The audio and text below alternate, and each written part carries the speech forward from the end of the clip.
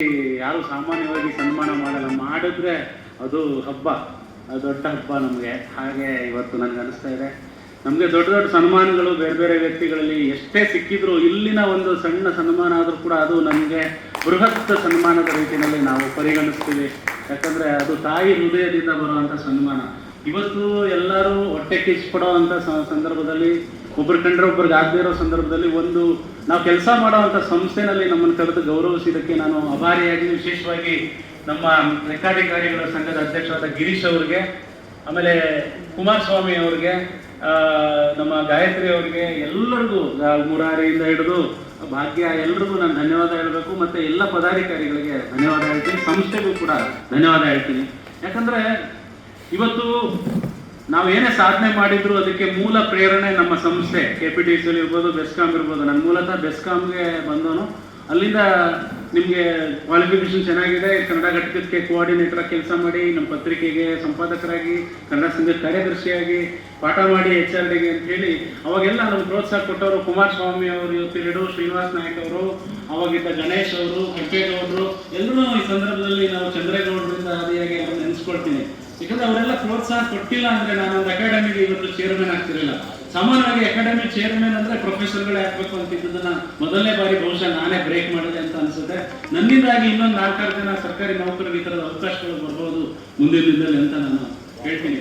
ಇನ್ನೊಂದು ಸಂಸ್ಥೆ ಬಗ್ಗೆ ಹೇಳಬೇಕು ಅಂದ್ರೆ, ಲೆಕ್ಕಾಧಿಕಾರಿಗಳ ಸಂಘ ಈ ಥರದ ಒಂದು ಭವನವನ್ನ ಕಟ್ಟಿ ಇವತ್ತು ನಮ್ಮ ಭಾರತ ಮಂಚೂಣಿನಲ್ಲಿ ಆರ್ಥಿಕವಾಗಿ ಸಬಲತೆ ಸಾಧಿಸಿದೆ, GDP ಮೂಲ ಹೆಚ್ಚಾಗಿದೆ, ಭ್ರಷ್ಟಾಚಾರ ಕಡಿಮೆ ಆಗಿದೆ ಅಂದ್ರೆ ಅದಕ್ಕೆಲ್ಲ ಮೂಲ ಕಾರಣಕರ್ತರು ಲೆಕ್ಕಾಧಿಕಾರಿಗಳು ಅಂತ ನಾನು ಹೇಳ್ತೀನಿ.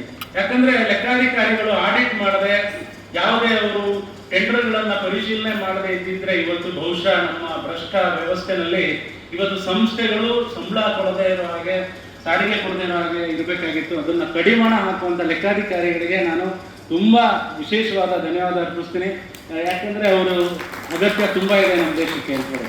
ಚೈನಾ ಕಂಪೇರ್ ಮಾಡ್ಕೊಂಡ್ರೆ ಇವತ್ತು ನಾವು ಸಾಧನೆಯಲ್ಲಿ ತೀರಾ ಅಷ್ಟು ಏನು ಹಿಂದುಳಿದಿಲ್ಲ. ಅಂದ್ರೆ ಆ ಪಾರದರ್ಶಕತೆ, ಸಂವಿಧಾನದ 100% ಜಾರಿ ಆಗುವಂಥದ್ದು, ಕಾನೂನು ಜಾರಿ ಆದ್ರೆ ಇವತ್ತು ನೋಡಿ ಯುವ ಮುಖ್ಯಮಂತ್ರಿಗಳು ಎಲ್ಲಾ ಕಡೆ, ತಮಿಳುನಾಡು ಇರ್ಬೋದು, ಬೇರೆ ಬೇರೆ ರಾಜ್ಯಗಳಲ್ಲಿ ಈಗ DK ಶಿವಕುಮಾರ್ ಅವರು ಬಂದಿದ್ದಾರೆ, ಬೇರೆ ಬೇರೆಯವರೆಲ್ಲ, ಇವರು ಸಿದ್ದರಾಮಯ್ಯ ಅವರು ಸೆಂಟ್ರಲ್ ಇದರಲ್ಲೂ ಕೂಡ ಸರ್ಕಾರದಲ್ಲಿ ಕೆಲವರು ಒಳ್ಳೊಳ್ಳೆ ಕೆಲಸಗಳನ್ನ ಮಾಡ್ತಿರೋದ್ರಿಂದ ನಮ್ಮ ದೇಶಕ್ಕೆ ಹೆಚ್ಚಿನ ಪ್ರಗತಿ ಸಾಧ್ಯ ಆಗುತ್ತೆ ಅಂತ ನಾನು ಈ ಸಂದರ್ಭದಲ್ಲಿ ಹೇಳಕ್ ಇಷ್ಟಪಡ್ತೀನಿ.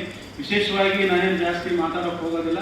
ಇವತ್ತೇನಾದರೂ ನೀವು ಇಲ್ಲಿ ನನ್ನನ್ನು ಕರೆದಿರೋದಕ್ಕೆ ನಾನು ಅನ್ಕೊಂಡಿದ್ದೀನಿ, ಕುಮಾರಸ್ವಾಮಿ ಅವರೆಲ್ಲ ನಾವು ನಮ್ಮ ಎಷ್ಟೇ ಪ್ರತಿಭೆ ಇದ್ರೂ ತುಳಿಯುವಂಥದ್ದಿತ್ತು. ಯಾಕಂದ್ರೆ ಭರತ ಮೀನಾ ಅವರು ನನ್ನನ್ನು ಕರೆದು ಈಕ್ವಲ್ ಟು MD ತರ ಒಬ್ಬ ಅಸಿಸ್ಟೆಂಟ್ ಆಗಿದ್ದನ್ನು ಕರ್ಕೊಂಡು KPTCL ಯಶೋಗಾಥೆ ಅಂತ ರೇಡಿಯೋ ಕಾರ್ಯಕ್ರಮ ಮಾಡೋದ್ರ ಮೂಲಕ ಎಲೆಕ್ಟ್ರಿಫಿಕೇಶನ್ ಇಡೀ ರಾಜ್ಯಕ್ಕೆ, ಬುಡಕಟ್ಟು ಪ್ರದೇಶಗಳು ಎಲ್ಲೆಲ್ಲೂ ಎಲೆಕ್ಟ್ರಿಫಿಕೇಶನ್ ರೀಚ್ ಆಗೋದಕ್ಕೆ ನನ್ನ ಜೊತೆಗೆ ಸೇರಿಸ್ಕೊಂಡು ಕೆಲಸ ಮಾಡಿಸಿದ್ರಲ್ಲ, ಆ ಸಂದರ್ಭದಲ್ಲೇ ಕೆಲವರು ನನ್ನನ್ನು ಇವನು ಬಿಟ್ರೆ ಬಹಳ ನುಂಗಾಕ್ತಾನೆ, ಇವನ್ನ ತುಳಿದಾಕ್ಬೇಕು ಅಂತಾನು ಕೆಲವರು ವ್ಯವಸ್ಥೆ ಮಾಡಿದ್ರು.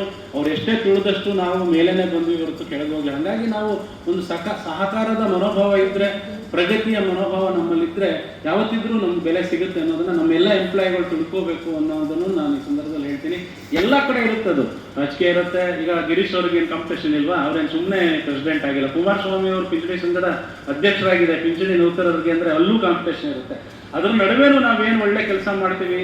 ಈಗ ಸಾಹಿತ್ಯಿಕವಾಗಿ, ಸಾಂಸ್ಕೃತಿಕವಾಗಿ ಸಂಘ ಸಂಸ್ಥೆಗಳು, ಯಾವುದೇ ನಿಗಮ ಮಂಡಳಿಗಳಿದ್ದಾಗ ಅಲ್ಲಿ ಪ್ರಗತಿ ಇರುತ್ತೆ. ತುಂಬಾ ಜನ ಹೇಳ್ತಾರೆ ಸಾಂಸ್ಕೃತಿಕವಾಗಿ, ಸಾಹಿತ್ಯಿಕ ಚಟುವಟಿಕೆಗೆ ಹೋಗೋರಿಗೆ ಕಡಿವಾಣ ಹಾಕಿ ಅವರನ್ನ ಯಾವುದರಲ್ಲೂ ಭಾಗವಹಿಸಂಗ್ ಮಾಡಿ ಅಂತ. ನಾನು ಹೇಳ್ತೀನಿ, ಆ ಥರ ಭಾಗವಹಿಸೋದ್ರಿಂದ ಕ್ರಿಯಾತ್ಮಕತೆ, ಮೌಲಿಕ ಗುಣ, ಒಂದು ಕೆಲಸ 10 ಥರ ಮಾಡುವಂಥದ್ದು ನಮ್ಮಲ್ಲಿ ನಮ್ಮದೇ ಆದ ಒಂದು ಎನರ್ಜಿ ಬಿಲ್ಡಪ್ ಆಗಿ ಹೆಚ್ಚು ಪ್ರಗತಿಗೆ ಪೂರಕ ಕೆಲಸ ಮಾಡ್ತೀವಿ ಅನ್ನೋದನ್ನ ಮನವರಿಕೆ ಮಾಡ್ಕೋಬೇಕು. ಮೊದಲು ಇದಕ್ಕೆಲ್ಲ ಕಡಿವಾಣ ಇದ್ದಿದ್ದು, ಇತ್ತೀಚೆಗೆ ಅದನ್ನ ಕೋರ್ಟ್ಗೆ ಹೋಗಿ ಈ ಥರದ ಚಟುವಟಿಕೆಗಳಲ್ಲಿ ಭಾಗವಹಿಸಬೇಕು ಅಂತ ಹೇಳಿ ಸರ್ಕಾರನೇ ಮಾಡಿದೆ. 15 ದಿನ ರಜೆ ಕೂಡ ಕೊಡುತ್ತೆ. ವಿಶೇಷವಾಗಿ ನಾವೆಲ್ಲ ಅಂತಾರಾಷ್ಟ್ರೀಯ ಮಟ್ಟಕ್ಕೆ ಹೋಗ್ತೀವಿ ಅಂದಾಗ ಸ್ಪೋರ್ಟ್ಸ್ ಇದ್ದಷ್ಟೇ ಕಲ್ಚರ್ಗೆ, ಸಾಹಿತ್ಯಕ್ಕೆ ಬೆಲೆ ಇದೆ. ಹಾಗಾಗಿ ಹೆಚ್ಚಿನ ಸಂಖ್ಯೆಯಲ್ಲಿ ಇದು ತೊಡಗೋದ್ರಿಂದ ಕೌಶಲ್ಯ, ಕ್ರಿಯಾತ್ಮಕತೆ ಹೆಚ್ಚಾಗುತ್ತೆ ಅಂತ ಈ ಸಂದರ್ಭದಲ್ಲಿ ಹೇಳ್ತಾ, ನಾನು ಕೂಡ ಕುಮಾರಸ್ವಾಮಿ ಅವರ ಓದಿನಲ್ಲಿ ಆಡಳಿತದಲ್ಲಿ ಕನ್ನಡ ಪಾಠ ಮಾಡೋದ್ರ ಜೊತೆಗೆ ನಾನೇ ಒಂದು ಪಠ್ಯವನ್ನ ತಯಾರು ಮಾಡಿದೆ.